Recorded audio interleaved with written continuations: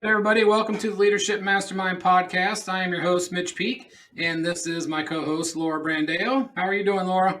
Hello, Mitch. I am looking forward to our wonderful guest today, and I would love to introduce everyone to Kala Laos. She is the winner, a mom boss, and a real estate technology fanatic, and a social media enthusiast.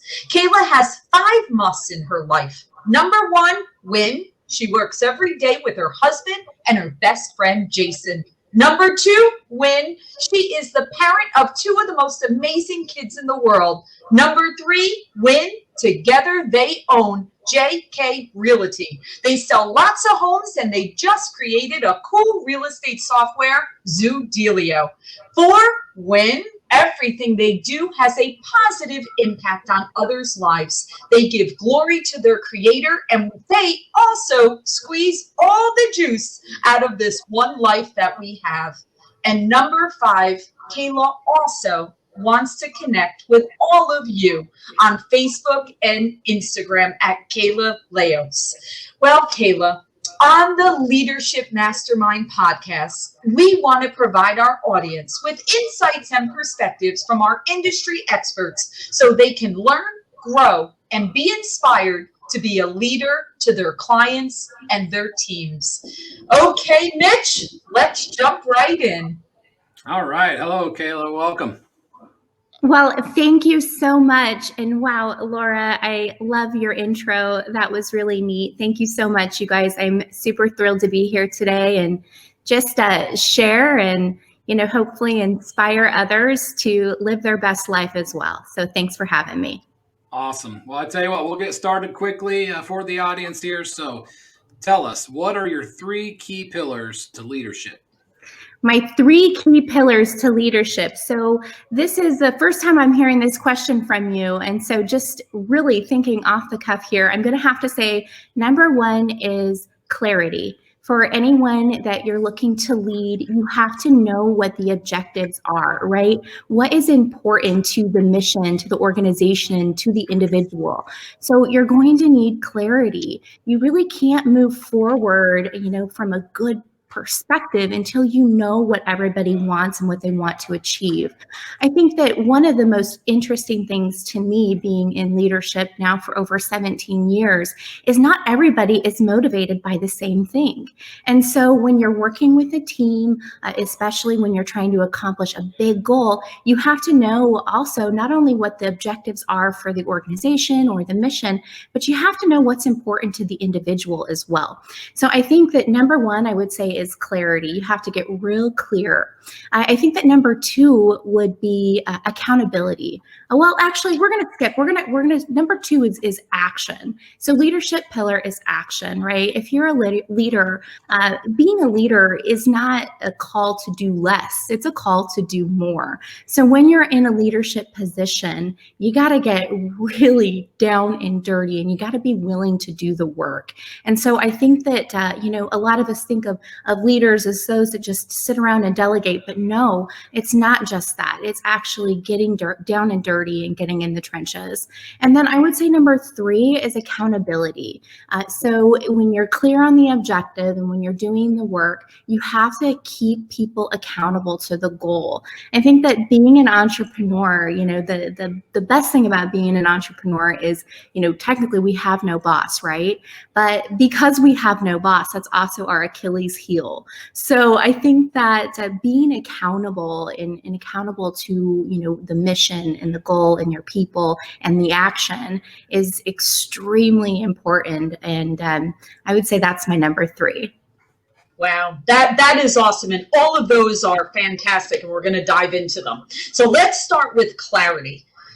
Sounds to me like you're saying you have to listen, you have to watch, and you have to make decisions on the best way to communicate, guide, inspire, motivate, and hold accountable to the individual on your team.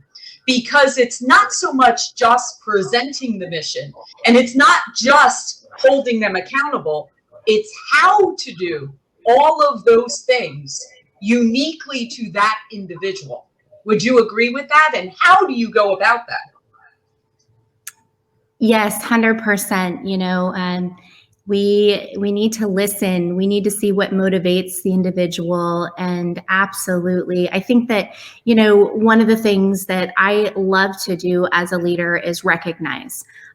Because I know that for many individuals, recognition is extremely important. I mean, I'm a huge study of Maslow's hierarchy of needs, right?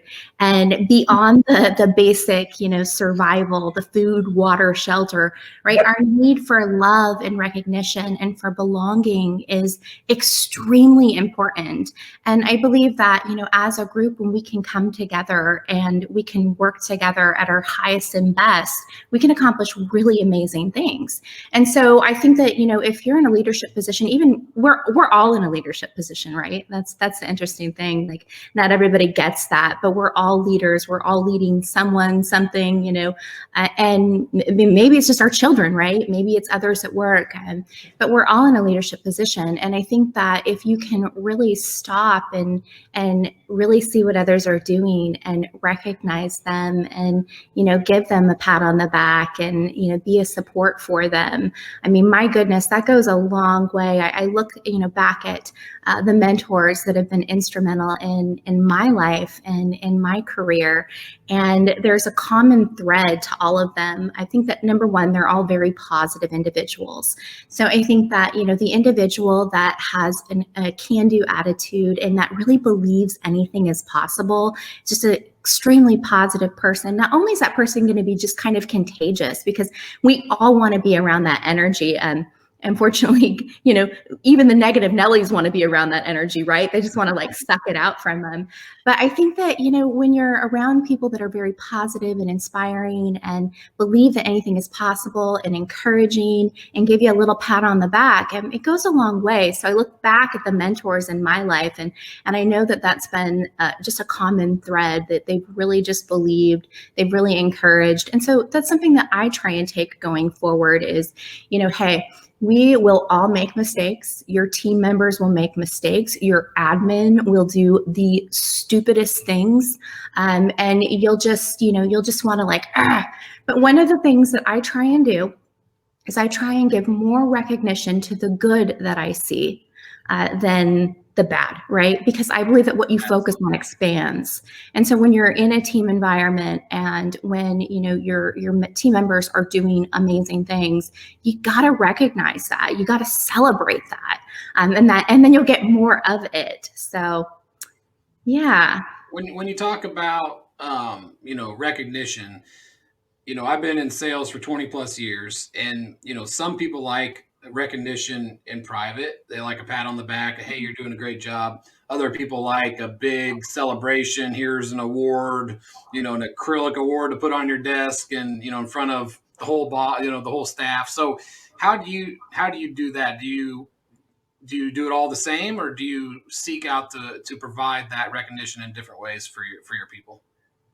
Sure. So that's such a good point, right? And by the way, Mitch, that beard is that's awesome. You're just full send on that beard right now. I love it.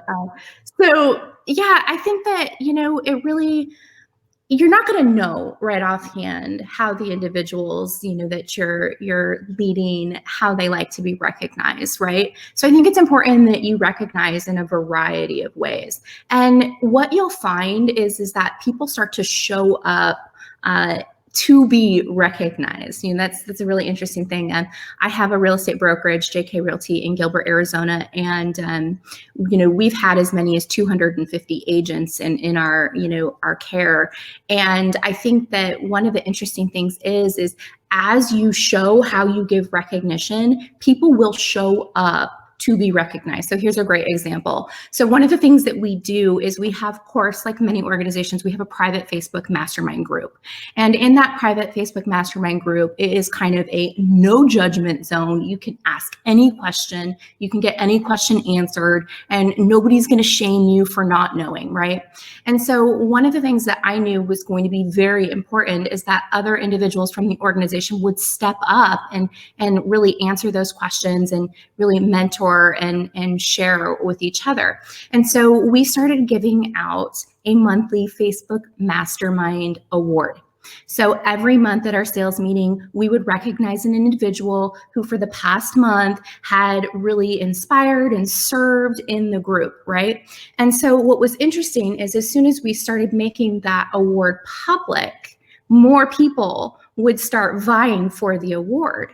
And so I think that, it's a great example of once you start making public how you're giving recognition, people will show up to be recognized. And it's really cool. Absolutely. Yeah. And you brought up such a good point when you were speaking about our needs as human beings. That is such a valuable point because you're right. First, it's our basic needs, right? Of course, we need to have food and water and have, roof over our head and all that. But then it's beyond that.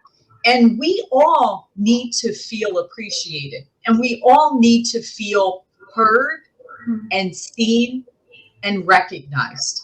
And it's so interesting to me that sometimes people think you have to throw a party to celebrate someone, but sometimes it's just that great job, or it's just making that post in your intranet or on your platform that you use internally and calling someone out to recognize them that, like you said, they will show up. So that is fantastic. And Kayla, I'd love to go back. You mentioned you were up to 250 agents, which is incredible at one point. How did it start? How did JK Realty start? It started a long time ago. I've been selling real estate since Jesus was a baby. And I don't think that's accurate, but okay. A long time. So in 2007, my husband and I were selling real estate at the time for Century 21, and we were the #1 team in the Southwest region of the United States. We were just killing it, and our operations kind of demanded that we needed a little bit more space. We wanted to open up our own kind of satellite office, but at the time, that was just a no-no, right? It was like for brokers under the Century 21 umbrella, it was just really frowned upon to allow someone to go open an outside office under your brand umbrella. And so we really didn't want to leave the company, but because we weren't able to open up a satellite office, I went and got my broker's license and we started JK Realty, and it's not just kidding, we mean business. My husband's name is Jason, I'm Kayla, so that's where the JK came from. We're super original. And we started selling real estate in 2007, and the market crashed. It just tanked, right? And so here we are now we had just built this multi-million-dollar custom home. We had just built out this beautiful office. We were killing it.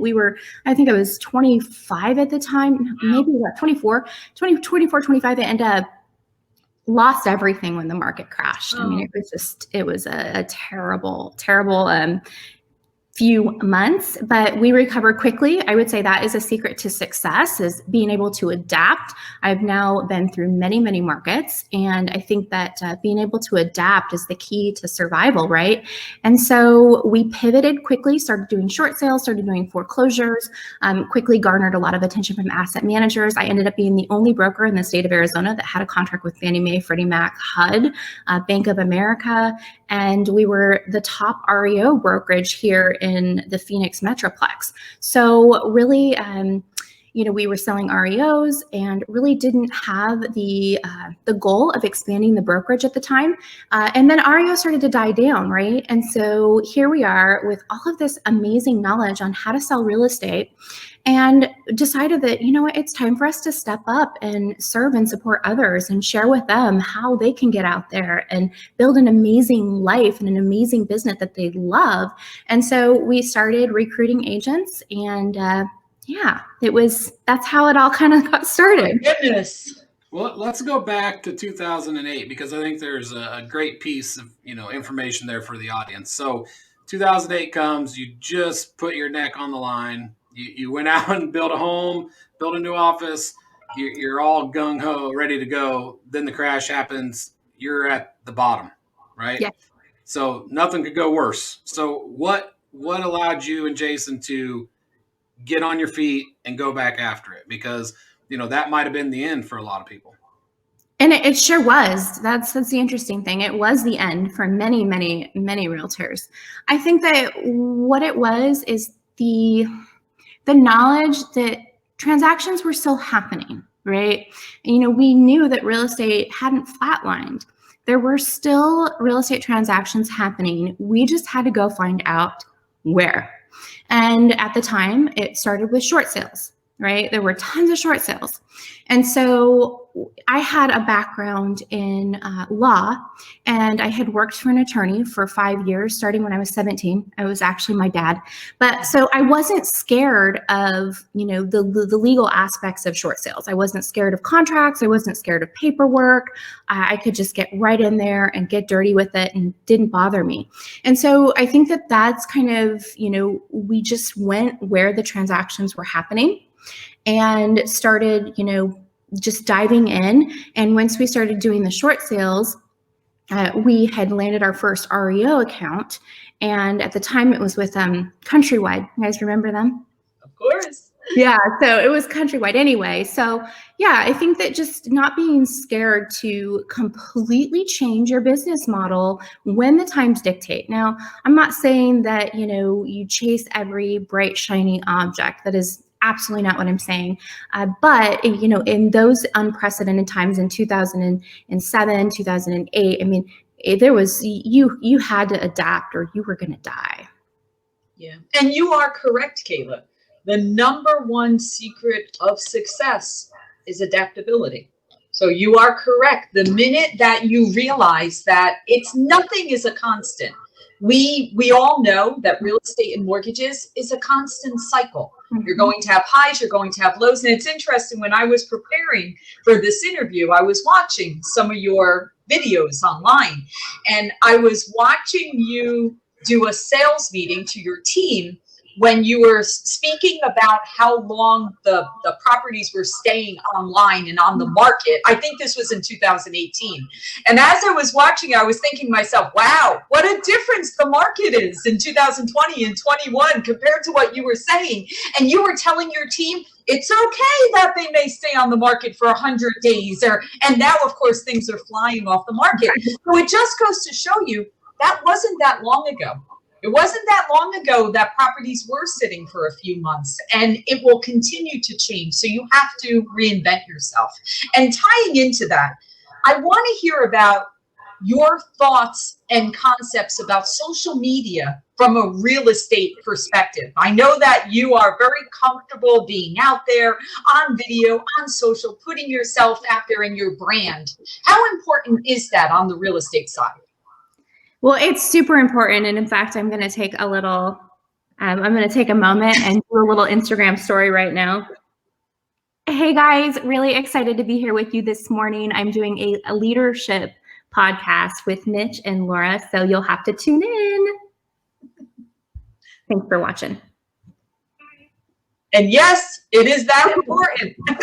It is. It's super important. So you just gave me a little opportunity to sneak a story. And, I think that, well, let's face it, Facebook is the best CRM ever created, right?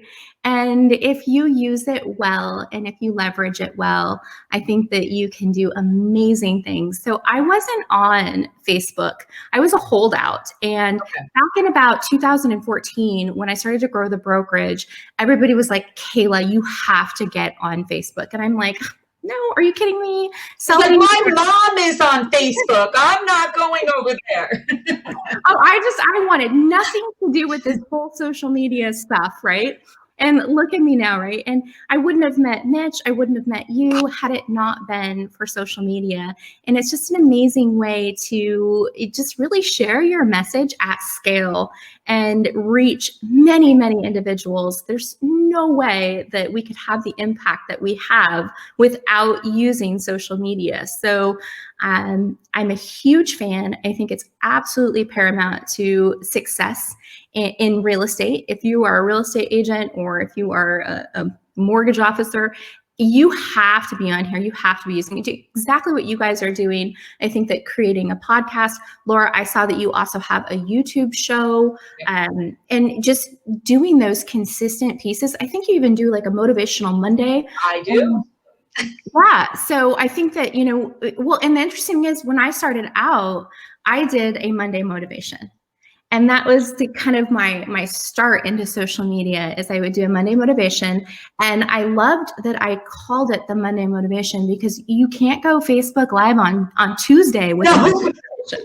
Right? Right. So you have one little window there, right? Exactly. So it has the accountability piece tied in. I'm really big on accountability.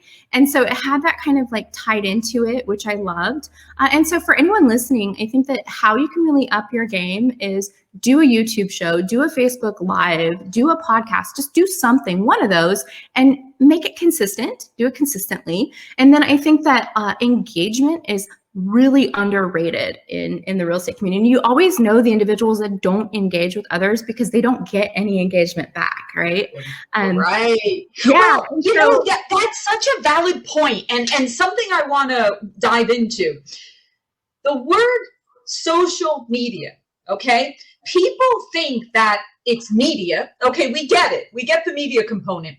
But what a lot of people don't realize is the social is the most important part. So what you just said, you can't put something out and not socialize with the engagement, because just what you said, you get out what you put in. So when you have that engagement, it will grow and it will be more out of it. But if you just put something out there, but there's no socializing, what do you expect to happen? It's supposed to be socialization. And as humans, that goes back to one of our basic needs again.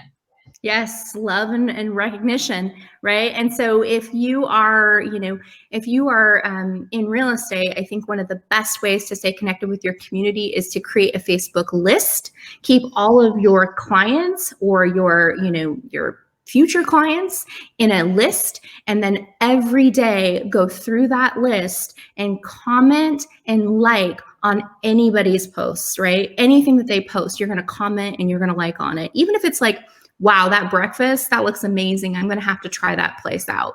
I mean, just even something so simple, because see, I think what we don't realize is that the average person that's out there posting on social, they're generally not getting a ton of engagement. And their networks are usually a lot smaller. And so if we are the ones that are constantly posting, guess what's going to happen? When they need to make a move, they're going to think of you. And when they hear someone that wants to make a move, they're going to think of you.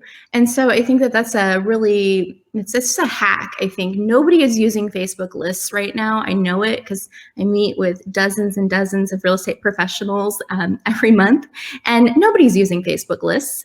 And so I think it's a really, really cool tool that you can leverage.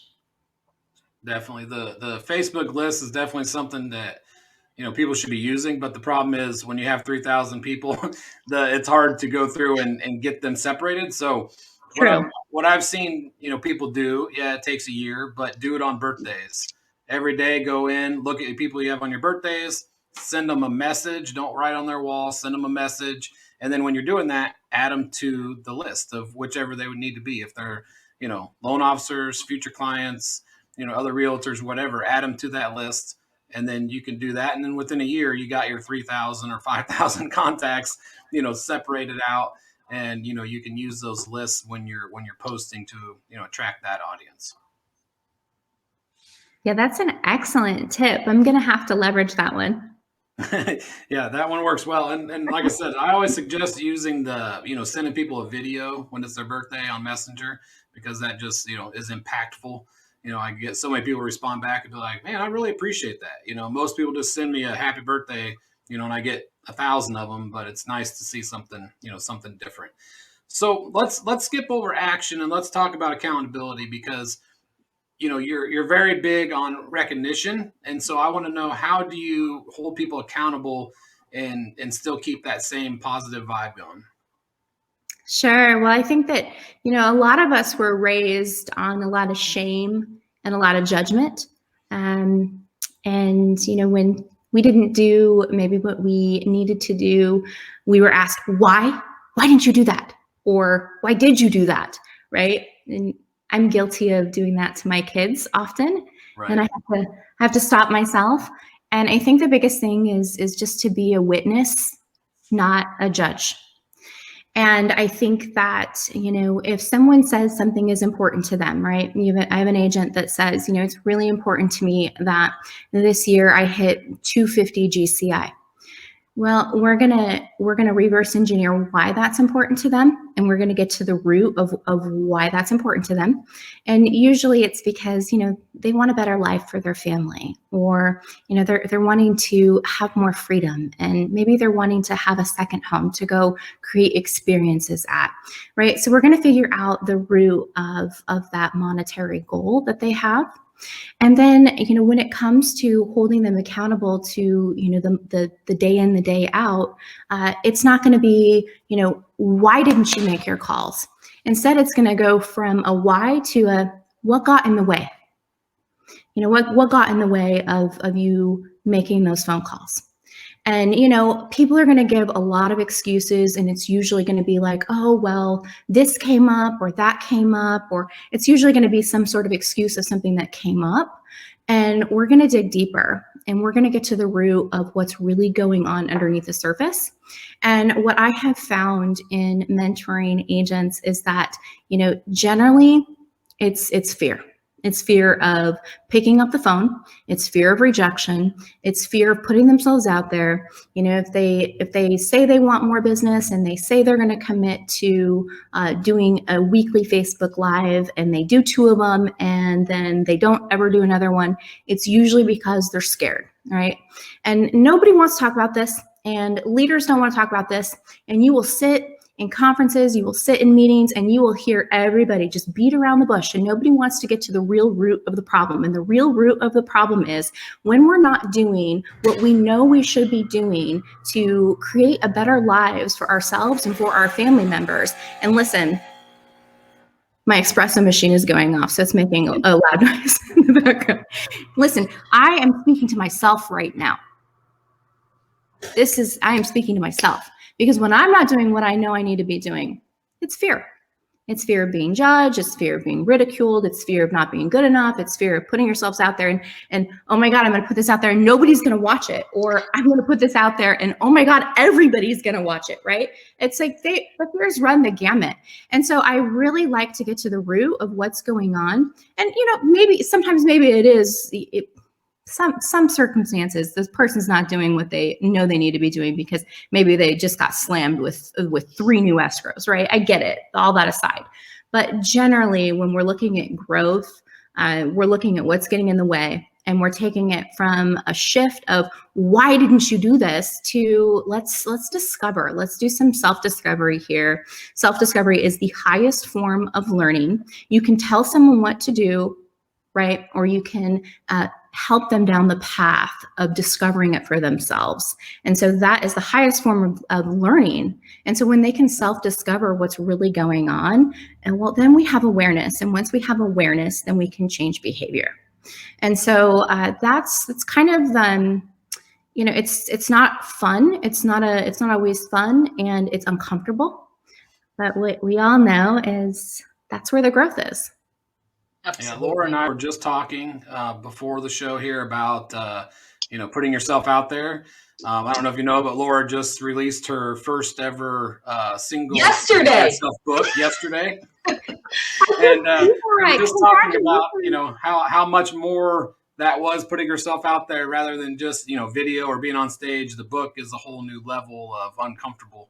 And, But Kayla, everything you were just saying is exactly, I wrote that last night. That when I came up with the goal of writing a book, I thought to myself, I've got this. I've done so many great things in my life, and I have no fear. I can do this. And then as the time got closer and closer to a book launch, I literally thought to myself, there is not a chance anyone's going to read this. What was I thinking? And just what you just said, oh my God, what if they do read it? So one fear is they're not going to read it, and the other fear is, oh my goodness, what if they do? Kayla, you're correct. We all have those fears, and I don't care who you are. I don't care what person you are on this earth. Every single one of us has it. But what you just said, to give the gift to our teams, to our families, to our friends, to everyone, to actually say, I understand. And let's sit down and let's get to the root of this, of what that fear is. And we're going to overcome it together. That is absolutely priceless. So thank you for doing that for your teams, because I could imagine they're very successful with having that guidance from you. I would say two of the most powerful things you can say to any other human being is, I understand and I'm proud of you. I agree. Those two things can make a difference in any conversation that you have with another human being. 100%. Yeah, absolutely. Yes. So, okay, I need to hear about Zoodealio. Number one, I love the name and I need to understand the name. So let's have Zoodealio and then tell us what it is. Sure. So, okay. So back in, I think, 2018, me and my partners started a company called Offervana. And iBuyers were really big here in the Phoenix market. We're kind of like ground zero for iBuyers. And so you've probably heard of Open Door, right? OfferPad. Zillow is now doing the instant cash offers.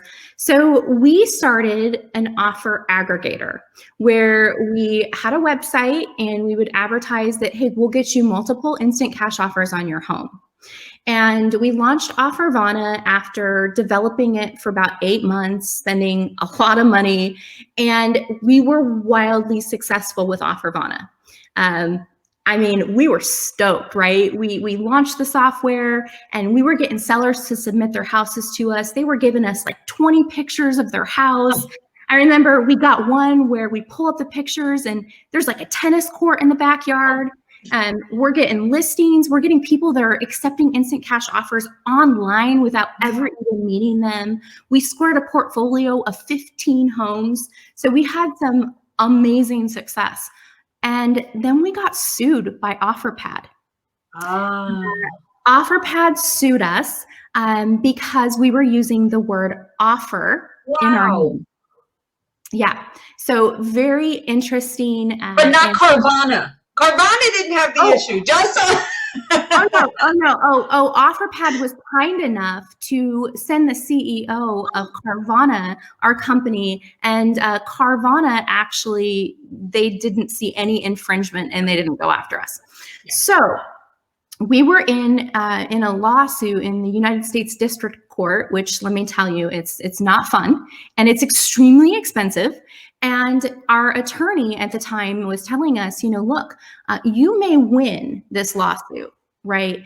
And you may win after $250,000 in attorney fees. But what will happen if you win is OfferPad can appeal it. And then they could saddle you with more attorney fees. And so technically, the term that we were told by our attorneys, this is trademark bullying. And it is a tactic used by well-funded companies to keep out the up-and-coming competitors at bay. And as a result of this lawsuit, we decided, you know what? These billion-dollar bullies, they're trying to take down the real estate industry. And, I think it's so interesting. In fact, Inman just had their Connect last week and they had their Tech Connect. And I think it was the CEO of Orchard that said, or it may have been Homey, one of the two, I'm not sure. He said that, basically they're coming for the residential real estate agent, right? And I don't think that realtors quite understand that. We're so focused on the micro. We're so focused on the day-to-day. We're so focused on, oh my God, we're in a hot market. I'm getting 30 offers on one house. Yes, that's today, but you're not looking at 18 months from now. And you're not looking at the amount of money that is being poured into residential real estate. I don't think people understand that Open Door lost $320 million last year. And that's not a big deal for them because they had this endless supply. I don't think people understand in general, right? That like Tesla, we've got all these massive industry changing companies that lose billions of dollars. And it's geared at changing an industry. Yeah, and so I think disrupted. They're trying to disrupt. Yep. 100%. And so what people don't understand is that is exactly what is happening in residential real estate. And so anyway, get off my little tangent there for a second, get back to your question. So we created Zoodealio to empower the residential real estate agent to fight back against these bullies, take our power back, right? The consumer needs us. We are just an instrumental force in them making great decisions. And so what Zoodealio does, it's an instant cash offer website that spins up for any subscriber to the platform. And they then get this instant cash offer. It comes with a complete management backend for the agent. And what's also cool is there is a consumer portion to this. It gives the seller an offer dashboard and digital space where they can, get and compare instant cash offers on their home, view them alongside a offer to list the home from the real estate agent. And we have some other cool products too. Like we have a trade-in product, and we can also turn buyers into cash buyers. So we're pretty stoked about our software. We have raised $10 million to fund the programs. So we're able to, do the trade-in and offer these instant cash offers. Because a lot of real estate agents too, they're just like, oh my gosh, I don't even know where I could get an instant cash offer. So the software does come with the ability to get the Zoodealio instant cash offer as well. That's awesome. Wow, how exciting. That is great. Now, where did you come up with this name? Well, so that Zoodealio is, many people have heard, Zillow open door offer pad, right? So it's kind of like a zoo. It's a zoo out there. And, people say like, what's the dealio? Yep. Right. And so it was something that actually my husband, he's our chief marketing officer for Zoodealio. My husband came up with it. He's extremely clever, and we wanted a monkey too. We wanted a monkey in our logo because they're just so cute. We were, it worked. It's a very good technique. It's very clever. It's easy to remember. You could definitely spin it in many different ways. So yes, and it's fun. So great job. Good job. I'll let you know. Very cool. Yeah, I'm glad you guys like it. That's cool feedback. Yeah, so we launched the software about a month ago. Oh, wow. Yeah, so it's really new. We do have, we've got our first trade-in going, so that's kind of fun. And we've got early subscribers. We signed up a really large team here in the Phoenix area. So yeah, we're really excited about it. Wow. Well, we wish you all the best with that. I know that it's going to be fabulous. And I actually spend the winters in Arizona. So I'm in Arizona at the moment. So I'm very familiar with your market. Oh, very cool. Whereabouts are you? Scottsdale. Right on. Right on. So, well, lovely. Obviously, Arizona is amazing, and your market is just booming. So it's I wish you all the best with that. It's going to be amazing. I was going to say, I think I saw a post on Facebook the other day about, the market in Arizona, and there was a line for an open house around the corner of the block. And, there was people on there thinking, they're like, I'm thinking about selling my house, for 20, 30,000 more than it's, technically worth, and go renting a place until it becomes a buyer's market, because there's so big a turnout for every open house that I could that I was seeing. Yes, yeah, absolutely. And actually, that was one of our agents that posted that, and it kind of went viral. Yeah. So you're 100%. There were like 100 and something people lined up to see this house, and it's insane right now. But, I think, again, like we had talked about, the pendulum swings both ways. And, we're really up right now. And, what's that going to look like coming down? And, I don't think we're going to have the level of fallout that we've had in the past. But there's definitely going to be some micro corrections. And when, and, what's that going to look like, right? Time will tell, I suppose. So what are you doing for your agents to help them plan for that? Are your agents going out and buying brand new houses and cars, and they just got a new NBA contract, or are you helping them understand that this isn't going to last forever? Well, I think that, here's the thing is that there's a huge amount of demand. But the interesting thing is because of the low inventory, sales kind of are relatively low right now. And so actually what we're seeing is that agents are I mean, it's a hard time. It's hard right now, right? You get a $500,000 buyer and you can't get them into a house. It's just so frustrating. Yeah, I guess that makes sense. So I think that the ones that are doing really well, absolutely plan for the future and don't overextend yourself, and make sure you're diversifying. And, and even I know, like 12 months ago, I was telling all of our agents, if you have the ability to go buy a second home, go start a new build, all of those strategies as well, so they can kind of get in on this wealth creation at the moment. And, I think that I think I said this before, what I've really learned is that agents are focused on the micro. They're focused on the day-to-day. And it's really difficult to get to shift them from, looking and working in their business to working on their business. And so I think that, if there was a kind of a gift that I could impart upon all of us, it would be to really focus on working on your business. When we're always working in our business, there's not going to be a lot of growth and longevity. 100%. Yeah, the real estate and mortgage industry, we tend to get caught up in the Smith transaction, the Smith family. And you're correct. You can't see the big picture when you're working so close on a transactional level. So very good. Now, obviously, you guys are not in that situation. That's why you're diversifying. And that's why you're doing the tech side. And that's why you're kind of all over in different aspects. And that's phenomenal. All right. So, Kayla, we could keep going for days. You have such great insights, absolutely amazing advice. And you certainly are planning for the future while you're working on today. So thank you for all of these leadership insights. They have been incredible. So, we mentioned in the introduction that you would love for people to connect to you. So how can people learn more about you and everything that you're doing? Oh, thank you so much, Laura. I really appreciate you. And wow, you are such a great broadcaster, by the way. So awesome. Thank you so much for having me. And Mitch, appreciate you taking a chance, reaching out and inviting me on the podcast. Appreciate you guys so much. And if you would like to connect with me, the best way to do so is to hit me up on Instagram or Facebook. It is my name, Kala Laos. That's KALALAOS. Awesome. Thank you so much. Be All well. Right. Thank you guys. Continued success always. Appreciate you. Bye-bye.